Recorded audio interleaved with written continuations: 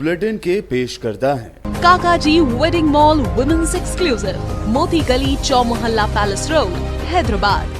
अस्सलामुअलैकुम, आदाब। मैं हूं मोहसिन और आप देख रहे हैं BBN न्यूज़। कोरोना वबा के दौरान तेलंगाना में कोरोना के बढ़ते मामलात के दरमियान इस ख़तरनाक मर्ज से सेहतियाब होने वाले अफराद को प्लाज्मा डोनेट करने की ख्वाहिश की गई है। इस सिलसिले में वज़ीर सेहत इटेला राजेंद्र ने एक ट्वीट करते हुए कहा कि ऐसे अफराद जो कोविड-19 से सेहतियाब हो गए हैं वो आगे आकर अपना प्लाज्मा डोनेट करें ताकि कोरोना के मरीजों को बचाया जा सके। इटेला राजेंद्र के इस ट्वीट पर काफ़ी लोगों ने रद्द ज़ाहिर करते हुए उन्हें तनकीद का निशाना बनाया। दूसरी जानिब सेक्रेटेरिएट की इंतज़ामी कार्रवाई को लेकर भी रियासती हुकूमत फ़िलहाल अपोजिशन के निशाने पर है। अपोजिशन के साथ साथ शहरियों का भी ये एहसास है कि मौजूदा हालात में हुकूमत कोरोना के मरीज़ों के इलाज पर तवज्जो दे, ना कि सेक्रेटेरिएट की तामीर पर। आइए शुरुआत करते हैं आज के खबरनामे की और नज़र डालते हैं हेडलाइंस पर। 8 पुलिस एहलकारों के कत्ल का सरगना विकास दुबे मध्य प्रदेश के उज्जैन से गिरफ्तार। जिंदा गिरफ्तारी से कई खादी और खाकी शख्सियात के चेहरे होंगे बेनकाब।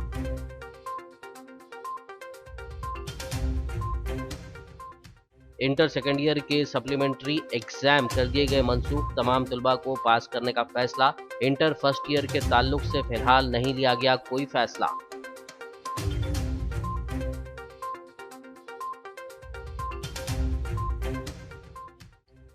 तेलंगाना में डिग्री और PG इम्तिहानात मुलतवी करने की अर्जी पर हाई कोर्ट में समाअत। मुल्क भर के पेशावर और टेक्निकल एजुकेशन इंस्टीट्यूट की 15 अक्टूबर से होगी शुरुआत।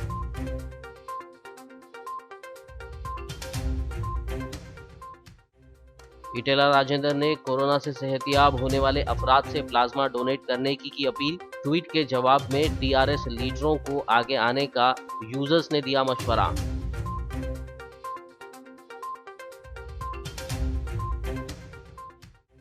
इटेला राजेंद्र समेत कई मिनिस्टर्स की वरंगल में मीटिंग के दौरान सोशल डिस्टेंसिंग की उड़ी धज्जियां। आम शहरियों का सवाल, क्या सोशल डिस्टेंसिंग सिर्फ आम शहरियों के लिए?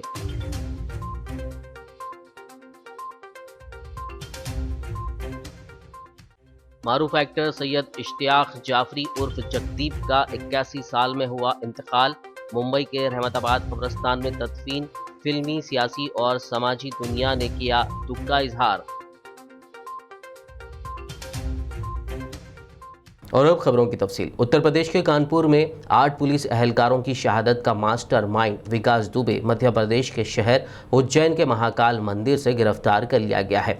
यूपी के additional chief secretary Avinash Awasthi ने इस बात की रस्मी तस्दीक कर दी है कि वो गिरफ्तार हो चुका है। बताया ये भी जा रहा है कि महाकाल मंदिर थाने में विकास दुबे ने खुद सुपुर्दगी इख्तियार की है। फिलहाल उज्जैन के फ्रीगंज थाने से उसे किसी गुमनाम मुकाम पर ले जाया गया है। अब यूपी पुलिस की एक टीम भी उज्जैन पहुंच गई है। विकास दुबे के जिंदा गिरफ्तार होने के बाद इस बात का क़वी इम्कान है कि जल्द उससे जुड़े कई सियासी और महकमे पुलिस के चेहरे बेनकाब हो सकते हैं। दूसरी तरफ विकास दुबे की गिरफ्तारी पर अपोजिशन जमातों के कायदीन ने यूपी की योगी सरकार पर तनकीदी हमले किए हैं।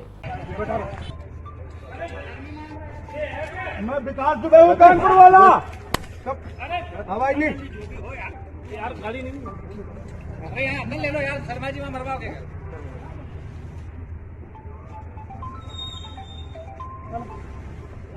चलो ले लो, लंदन ले लो यार।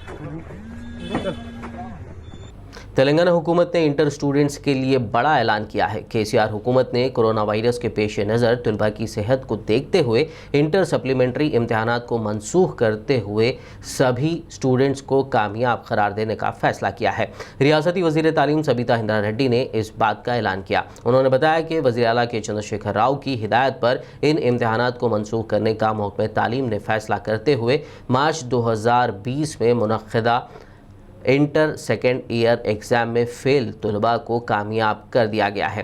ताहम कामयाब करार दिए गए तलबा के मेमो में कंपार्टमेंटल पास दर्ज किया जाएगा।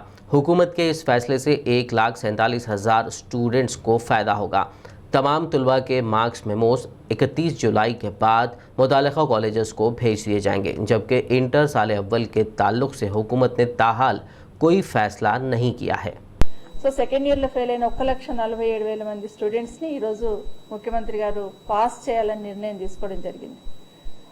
వీళ్ళందరికీ కూడా కంపార్ట్మెంటల్లో ఉత్తీర్ణత అయినట్లు పాస్ అయినట్లు వాళ్ళకు జాబితాలో పేర్కొనడం జరుగుతుంది. వీళ్ళకు కూడా ఈ మంత్ 31 వరకు వాళ్ళ కాలేజ్లలో ఈ మెమోస్ తీసుకోవచ్చు అని కూడా అందరికీ తెలియజేస్తా ఉన్నాను. तेलंगाना में डिग्री पीजी इम्तिहानात मनसूख करने के लिए दाखिल करदा अर्जी की समाअत आज तेलंगाना हाई कोर्ट में हुई। SSUI के रियासती सदर वेंकट ने हाई कोर्ट में मफाद आम्मा की ये अर्जी दाखिल की थी। दूसरी जानिब all India institute of technical education ने ऐलान किया है कि मुल्क भर के पेशावर और टेक्निकल एजुकेशन इंस्टीट्यूट की 15 अक्टूबर से शुरुआत होगी।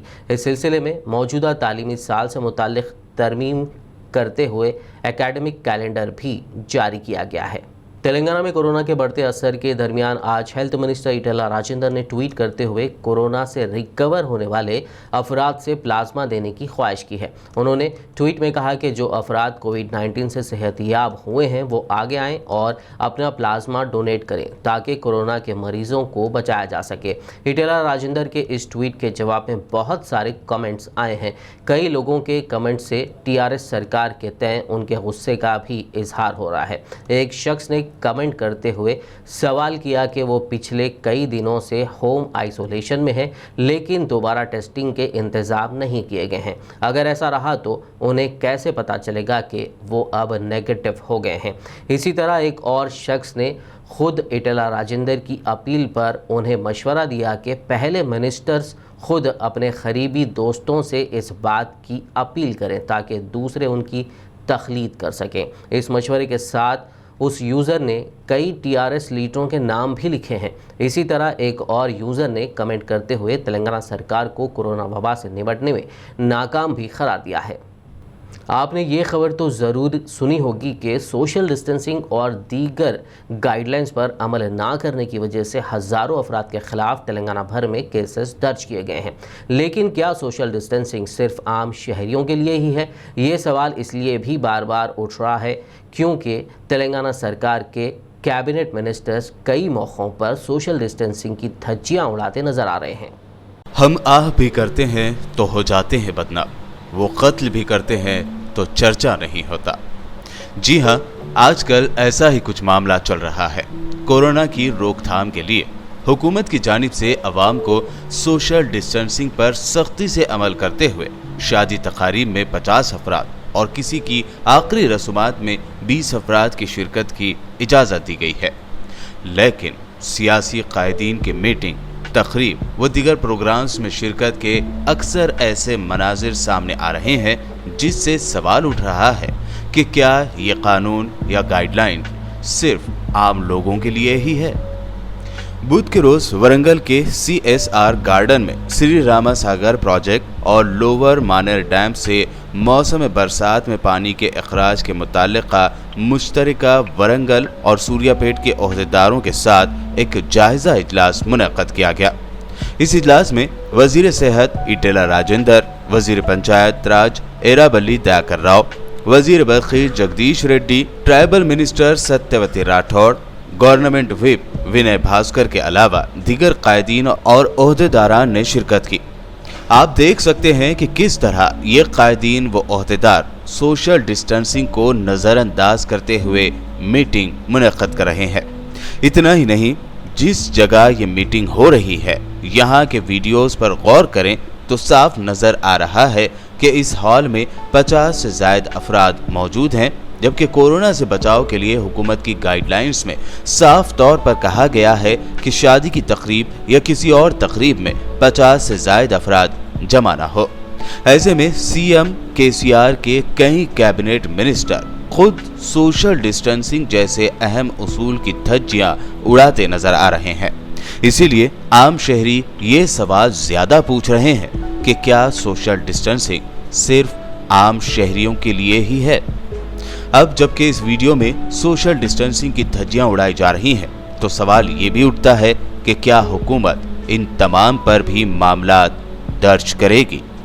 Bureau report, BBN news. Hyderabad रुकन पार्लियामेंट और सदर मजलिस बैरिस्टर असदुद्दीन ओवैसी ने आज चारमीनार यूनानी दवाखाना समेत किंग कोठी और सरोजनी देवी आई हॉस्पिटल का दौरा करते हुए हालात का जायजा लिया। उन्होंने इन हॉस्पिटल्स में आम शहरियों के लिए कोविड-19 के टेस्ट किए जाने के बारे में तफसीली जायजा लिया और मुताल्लिका ओहदेदार से बातचीत भी की। बता दें कि उस्मानिया दवाखाने में आउट पेशेंट का कोरोना टेस्ट नहीं किया जा रहा है। कोरोना से पॉजिटिव पाए गए मरीजों के इलाज के सिलसिले में ताउन करने वाले शहर हैदराबाद के मशहूर Nizam's institute of medical sciences यानी निम्स के कॉन्ट्रैक्ट मुलाजिमीन ने एहतजाज करते हुए उनको मुनासिब सहूलियात फराहम करने का मुतालबा किया।